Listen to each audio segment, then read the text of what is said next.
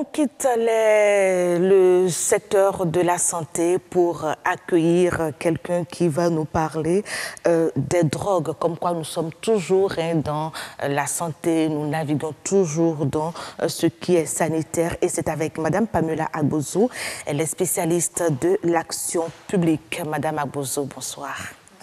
Bienvenue sur BB24. Merci.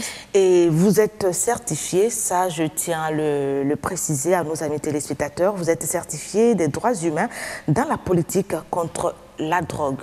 Dans les politiques de lutte contre la politique, hein? Oui. Dites-nous un peu, racontez-nous cette petite histoire qui tourne autour de cette certification.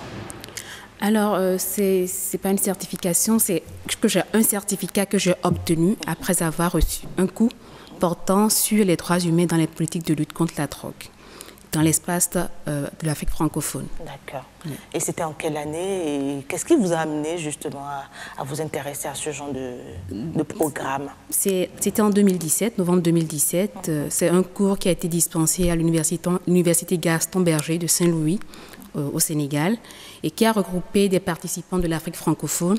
Il faut dire que déjà que ce cours se mène dans l'espace anglophone et qui se tenait à Accra, au Ghana, et qui est financé par OSIWA. Donc le cours est hébergé par une université, mais on développe, on parle des politiques de drogue, mais beaucoup plus axé sur les droits humains, donc la prise en compte des droits humains dans les politiques de lutte contre la drogue.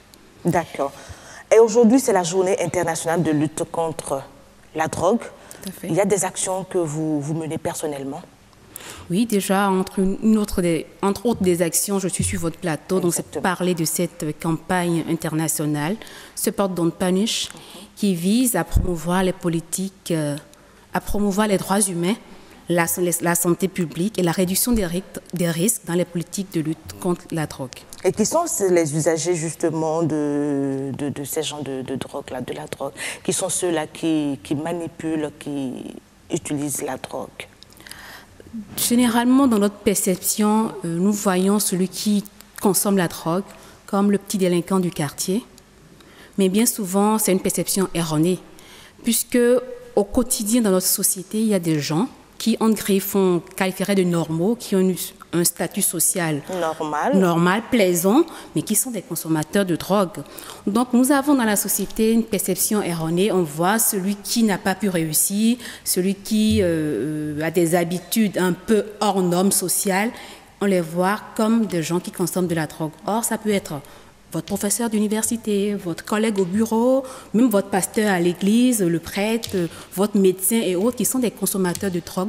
C'est juste qu'eux, ils arrivent à consommer. Est-ce que ce sont des consommateurs justement conscients de la drogue? Est-ce qu'ils savent à un moment donné que ce qu'ils prennent là est de la drogue? Bien sûr, je pense qu'il y a deux types de consommateurs que nous pouvons identifier. Ceux qui vont à la drogue tout en ayant connaissance. Mais est-ce qu'ils ont réellement connaissance des conséquences? C'est une question qu'on se pose.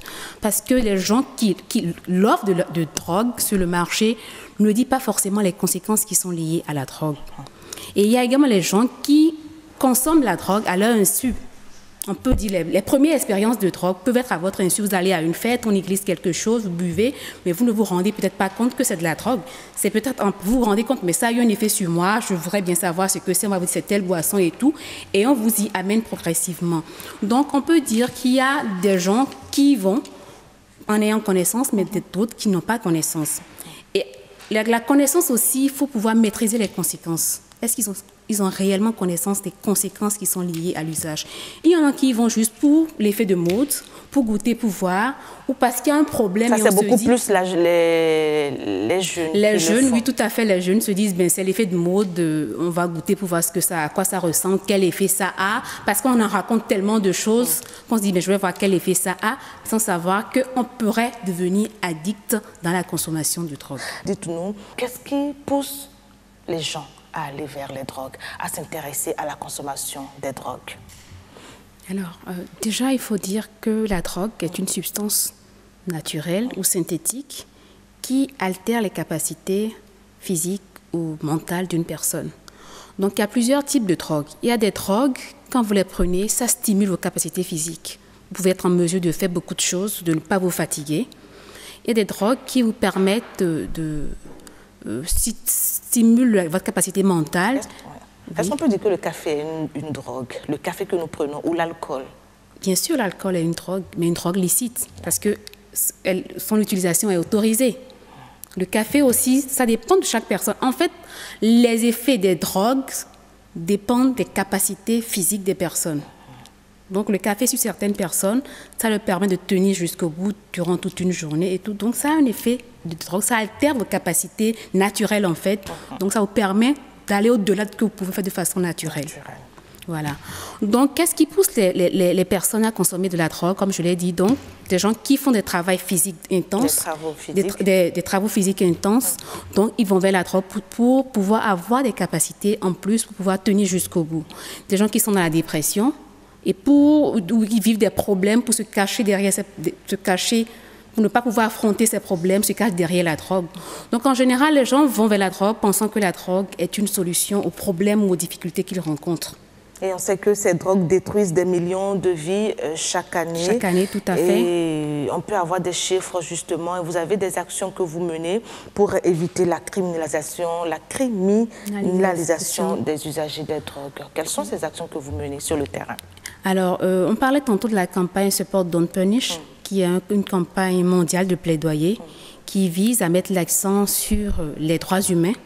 Donc, se dit que chaque usager de drogue une personne humaine dont il faut respecter les droits. Également, l'aspect santé publique.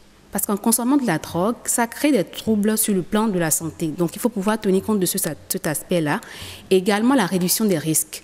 La réduction des risques, c'est en fait pouvoir limiter les risques auxquels la personne est confrontée en consommant la drogue. Ce n'est pas priver la personne de la consommation ou lui de s'abstenir, mais pouvoir réduire les risques. Je prends par exemple l'exemple des personnes qui s'injectent, parce qu'il y a les drogues injectables aussi.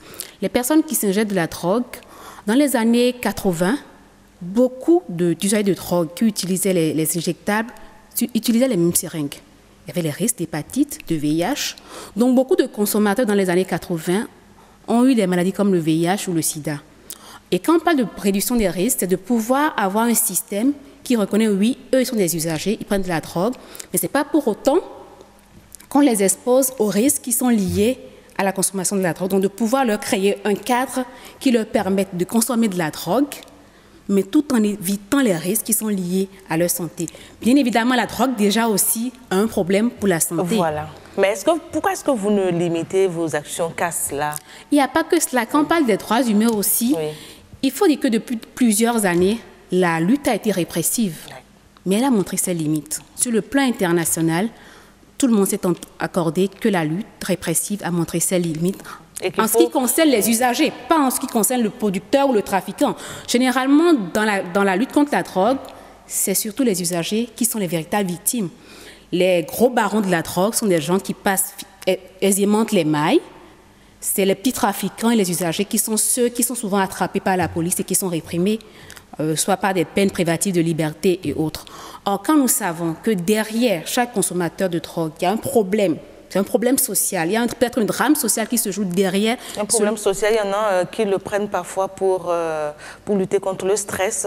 Tout à fait. Quand on travaille beaucoup et tout. Voilà, et quand on ne parvient pas, pouvoir se montrer toujours fort, pouvoir montrer sa bonne face, montrer à tout le monde qu'on tient le coup, on va à la drogue. Alors que s'il y avait un système de prévention qui permettait aux gens de pouvoir s'exprimer, d'être écoutés et tout, ils n'iront pas vers la drogue. Donc vous luttez pour ce cadre-là? Oui.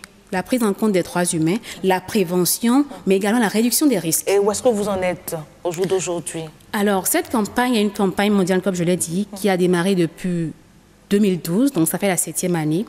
Et moi, je travaille aux côtés de Social Watch Bénin, qui est le point focal dans la région Afrique de l'Ouest, au Bénin ici, dans le réseau ouest africain de lutte contre la drogue. Et en 2016, il y a eu une session spéciale des Nations Unies qui a fait des recommandations, on l'appelle généralement UNGAS 2016, qui a fait des recommandations visant à s'inscrire dans une approche holistique de lutte contre la drogue et surtout à prendre en compte les aspects que j'ai cités tantôt. Et en courant le dernier trimestre 2016, Social Watch Bénin a fait des actions en direction des autorités afin que nos politiques en matière de lutte contre la drogue soient revues pour intégrer ces aspects liés aux droits humains, à la santé et à la réduction des risques. Donc nous sommes toujours dans cette continuité de plaidoyer, de campagne de plaidoyer, mais également c'est de faire de la prévention, de pouvoir informer le public, comme je l'ai dit. Les gens n'ont pas conscience des effets de la drogue. Ils y vont parce qu'on leur a vendu des illusions et ils y croient, ou parce qu'ils ont des problèmes sociaux qu'ils voudraient régler, mais ils n'y arrivent pas. Donc la drogue est la solution, alors qu'en réalité la drogue est le problème. Donc c'est de pouvoir amener les gens à se détacher de la drogue, faire de la prévention, leur expliquer les conséquences liées à la consommation de la drogue et pouvoir réduire la demande de drogue sur le marché.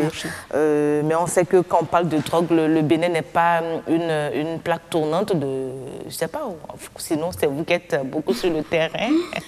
Je ne suis pas autant sur le terrain que les forces de l'ordre, mais je crois que dernièrement, on a quand même vu pas mal d'images nous montrant que des cargaisons de drogue ont été saisies, brûlées et autres. Donc ça veut dire que la drogue est présente dans notre pays. Et que ça prend de l'ampleur. Ça prend de l'ampleur surtout dans le milieu des jeunes. Dans les écoles aujourd'hui, on nous parle des drogues sous forme de bonbons et autres qui circulent et tout. Donc c'est des choses et il faudrait pouvoir agir pour prévenir. Parce que la jeunesse représente l'avenir du pays. Et si on laisse cette jeunesse déjà qui est en face à beaucoup de difficultés, notamment sur la question de l'emploi et autres, aller encore vers la drogue pour trouver la solution, je pense qu'on n'est pas en train de construire un pays comme ça. On n'est pas en train de sortir de l'auberge. Il faut revoir la politique ou les politiques dans ce sens. Merci beaucoup, Madame Pamela. Vous avez certainement un message à adresser à la jeunesse. Un dernier mot à l'endroit des politiques avant qu'on ne se dise au revoir. Tout à fait. Oui. À l'endroit de la jeunesse, c'est vrai que la campagne se porte Don't Punish. Mais moi, je dirais la drogue, ne jamais y toucher. Ne jamais y toucher parce qu'on sait quand est-ce qu'on commence, mais pouvoir en sortir, ce n'est pas évident. On peut peut-être le faire sous effet de mode, juste pour y goûter, mais quand on y prend goût, le plus difficile, c'est l'addiction. Donc, ne jamais penser à aller vers la drogue. Quant à nos politiques, nous avons une politique nationale de lutte contre la drogue. Et aujourd'hui, le Bénin est conscient de l'existence de ce document des recommandations de l'UNGAS et il est temps. Je me réjouis parce qu'au niveau du péage et du programme d'action du gouvernement, on a bien inscrit la réduction de l'offre et de la demande en matière de substances psychoactives et autres.